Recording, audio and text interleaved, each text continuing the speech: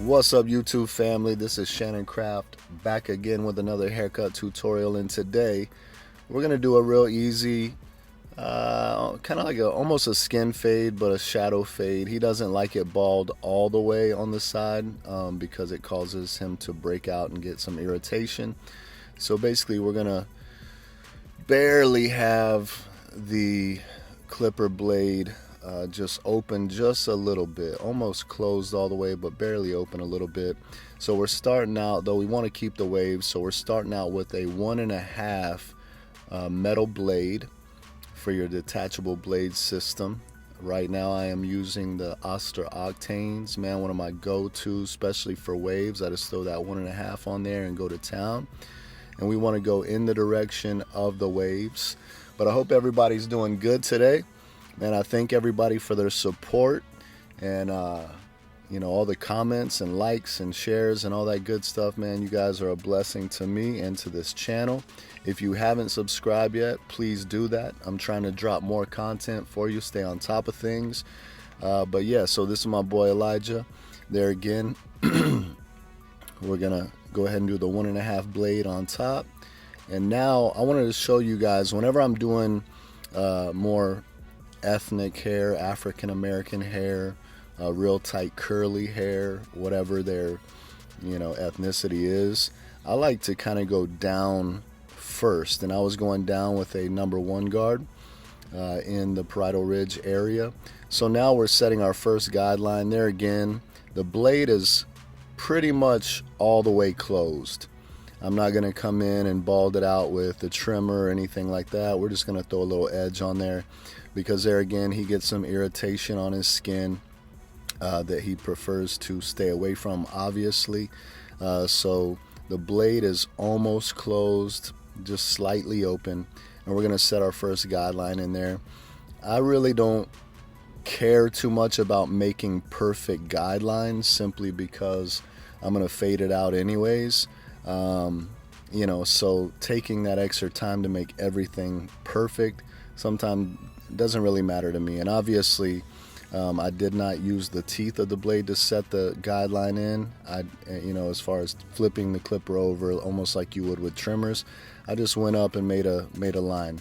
So then I went right into my number 1 guard and went up quite a ways, so about 1.5 inches, maybe 2 inches, almost to right at the parietal ridge area, and just started slowly closing the lever, working my way down towards that initial guideline so that we could fade it out. And I like to move pretty quick through this process so that way I lay a good foundation and then I can come back in and detail.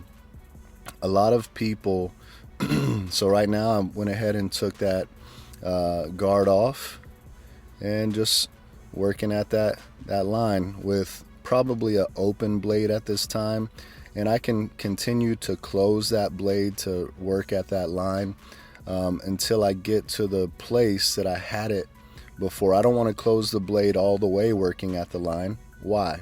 Because we didn't close the blade all the way up to begin with, right? So I only want to close it to the amount of what I closed it or had it closed to before. So now I'm going back with my 0 guard or half guard for the wall system, and I'm just starting to work at that line again. So there again, I'm not really worried at this time about blending that one open or closed into the top. I wanted to focus on really getting the fade complete at the bottom. There again, I wasn't really working the details, but now I'm going with a number 2. Actually, I believe that's a 1.5 guard. I'm going, and it could be a number 2. Start with a number 2 first, and then you could work to a 1.5 guard. But I just kind of took that up into the waves, that 1.5 blade. And the reason I did that is because the 1.5 blade, if you're going with the grain, it's going to be longer than 1.5. So if I was to take that same 1.5 and go the other way, you're going to see a huge distinction. So I start out with that there again, maybe number 2 or 1.5 open, and just kind of flick at that parietal ridge area. And then once I did that, I went ahead and dropped back down to a number 1 open, just trying to tie those together. So there again, I start with the 1.5 blade, then I take the 1 guard and I go down with it, and then I may even take the half guard and go down with that. And the reason I do that is just to kind of clean up the canvas, because whenever you're dealing with a curly or texture hair, the hair tends to curl up. So if I'm fading up, then I might be missing some of those hairs. So if I go down first and just clean the canvas off, it almost helps blend it better anyways. And then I just come up against the hair, if that makes sense. So now I'm just kind of working on some more fine details. The blend's pretty much there, and I'm just working on details. Now I will say with really tight curly hair, sometimes, like I said, some of the hair curls up, but some curls back towards the scalp, and sometimes it could be a challenge to get the guard or the blade under the curl. So it takes some time to really work out some details in this particular fade. So I just kind of went back with the 0 guard, the half guard, and was working on some details, and now I'm using the open blade again just to work at some details, following the growth pattern of the hair, just trying to if I'm going against the grain, I'm looking for the pattern of the hair so I can go against that pattern. So now moving on to the back, we're going to do the same thing. Obviously we already have our first initial guideline, so now I'm coming in with that number 1 open and just kind of knocking that out. Now I believe I closed the number 1. Now, because I forgot to go in the down direction, I'm going to switch it up and just kind of go down and knock some of those hairs off. It was still a little dark there, so I believe I grabbed my 0 guard and put that on there, and just kind of going down with it to smooth it out a little bit, try to help blend that transition in, and also knock out some of that bulk. So we knocked some of that bulk out. It's good enough for now, so we can keep moving. So now that I have that 0 guard on there, or the half guard, whatever you want to call it, I'm going to go ahead and start fading up and just really start working at that line, trying to stay under that 1.5 that I made earlier, or the 1 open rather.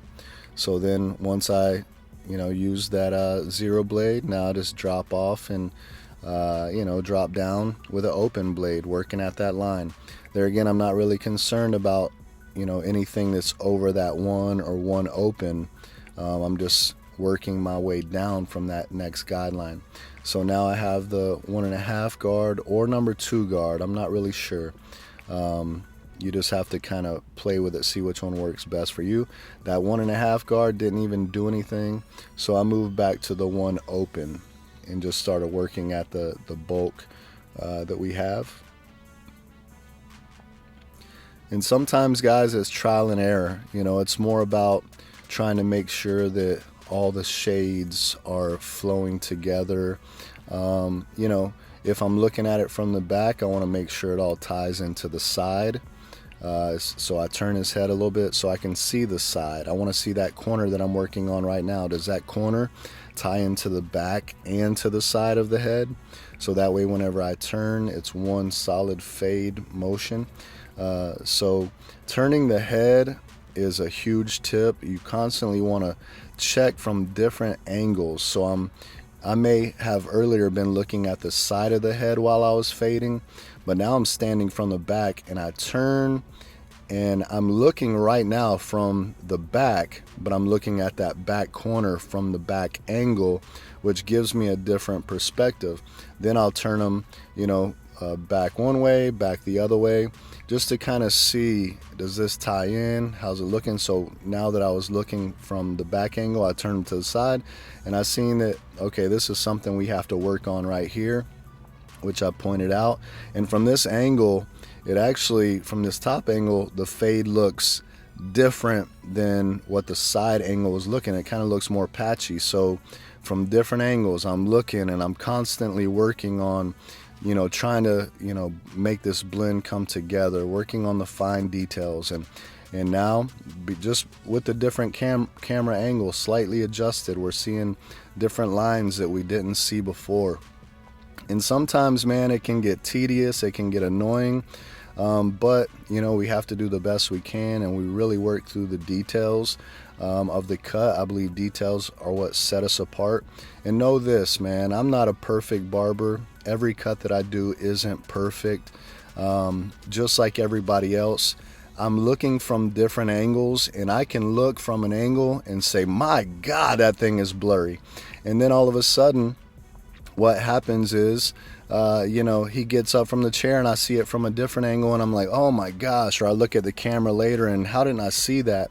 But angles do matter, so I try to look from different angles and do the best that I can from that angle. I lost a lot of footage, especially from that other side of the haircut, which I was really excited about, but I'm giving you what I do have. I'm just trying to hope that it blesses you. So anyways, now I'm just kind of lining up this edge. He has a calic right there in the front, and it is kind of challenging. I know that I'm going to throw some color enhancement, so I just want to be kind of lighter with the edge, because I can fill it in with some color enhancement, hair fibers, whatever.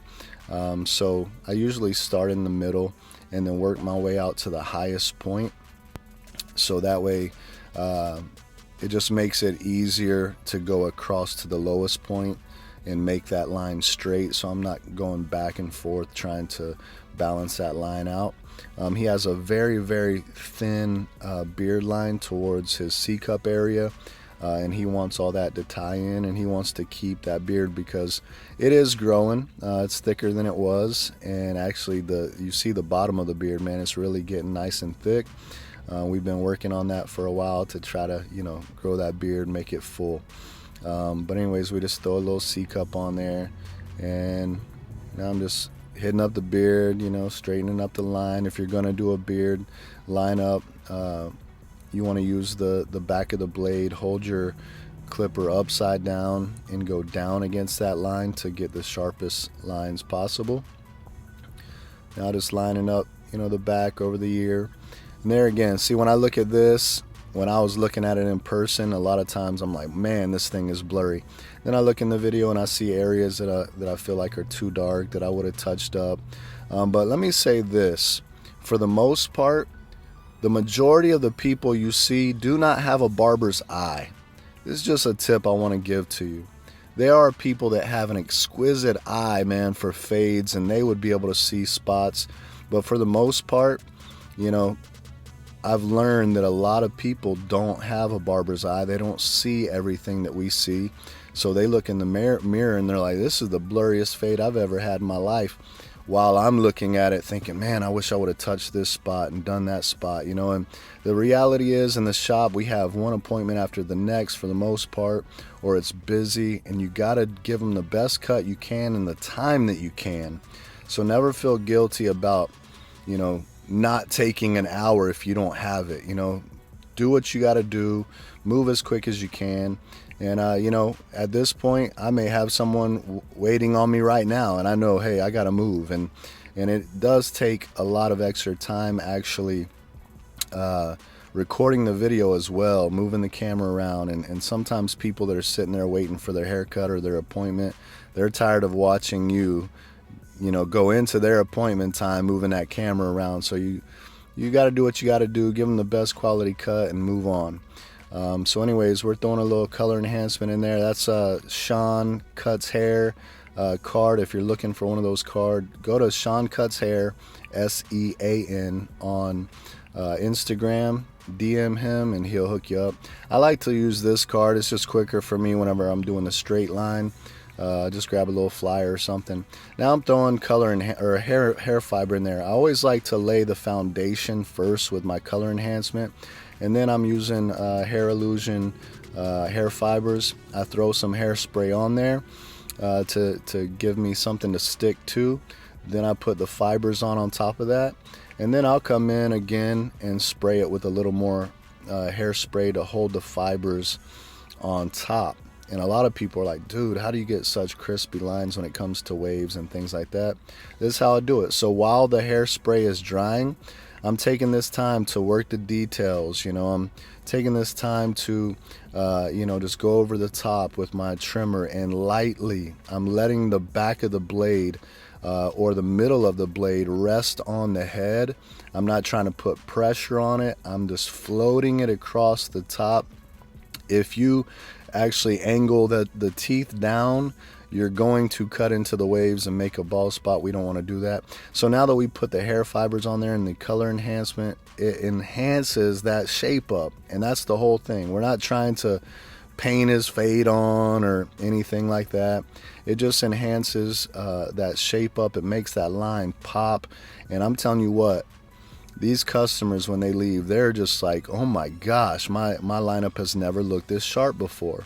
Even if they really don't need it, sometimes I do it just because it takes it to a whole nother level, and they come back. They're like, I've never had a lineup look this crispy before.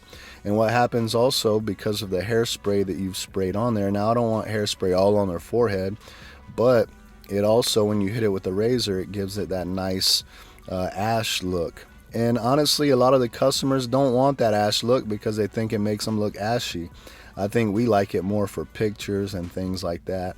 But so if they don't like that ash look, make sure you wipe it off when it's done. But it definitely makes that lineup look a whole lot sharper and crisp. And anyway, so I think we got pretty smooth waves on there. The fade's looking good. Lineup is looking crisp. So pretty much this is the cut right here.